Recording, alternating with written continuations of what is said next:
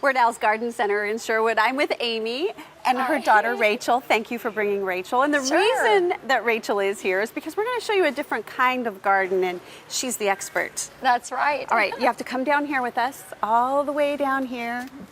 And this is a fairy garden. I just love this. Everything's in miniature, and there's a reason for the fairy garden. What is it? Yes, well, the real reason is to attract fairies into your garden. That's part of the theory behind it. And it's just a lot of fun. You can see all the little miniature pieces that you can add to it and the little fairies. And who doesn't want a cute little miniature fairy in your garden, right? Yes, yes, those are the lures to get the real ones to come. Just like you attract butterflies or hummingbirds with certain things, you can do the same with fairies. I love it. So we have tiny little trellises, we have tiny little tables and chairs, and Rachel's picking out her favorite things because we're going to go plant one in a few minutes. But this is really what makes the garden a garden, right? It is. These little houseplants are actually perfect for a fairy garden.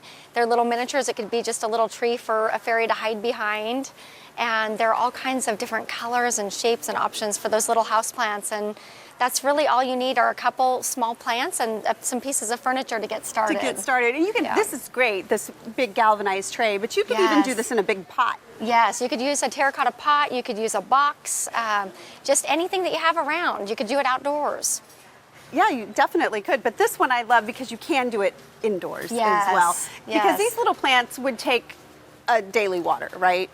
Pretty much, yeah. You'd want to check them every day and just see what they need. So it would be handier to have this little one inside anyways. Right. Well, I just love this, and I know all of the kids out there are going to love it too. But like you said, you can't plant it outdoors. Yes. All right, so we're going to go take a look at what an outdoor fairy garden looks like.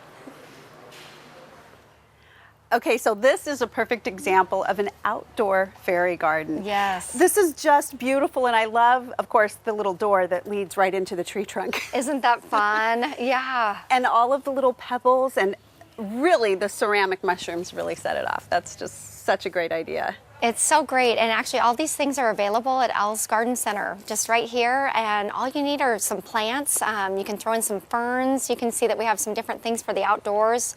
Some hostas and a stelby work great, and if you have a tree trunk, that is perfect. So that works out really good. And I love the stones with the little words on them. Yeah, the stones really add to it. A little frog is kind of fun to tuck in, or little fairies here and there. And then if you have a shaded area, why not throw in some plastic, right? Exactly. You can do it if you need to. You can. Yep. Anything goes. You know, we're really not the experts on this whole fairy garden thing, are we? No.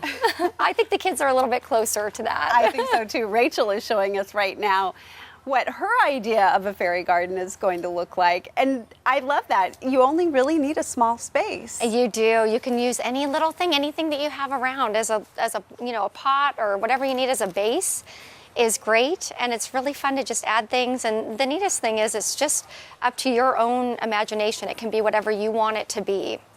And kids have a great imagination. They do.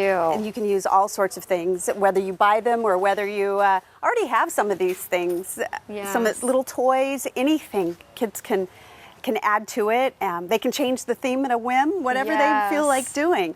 But they really are the experts when it comes to this sort of imaginative play. And it really also gives them a great intro into gardening. It does. It does. It gives them their own little interest, and we've seen a lot of grandparents coming in to get things to do with their grandchildren, and parents with their kids. So that's been really neat to see. And you know, they do like to play in miniature, like doll houses and little cars, and so this is just another way to do that. Yes. All right. Exactly. I just love it, Amy. Thank you so much. So, fairy gardens, and you can buy a kit, actually. You can, if you want to keep it really simple. You can start off with a kit that has the dirt and pebbles and fairy dust, everything to get started. That's right. A fairy kit at Al's, including fairy dust. That's right. Thanks so much, Amy.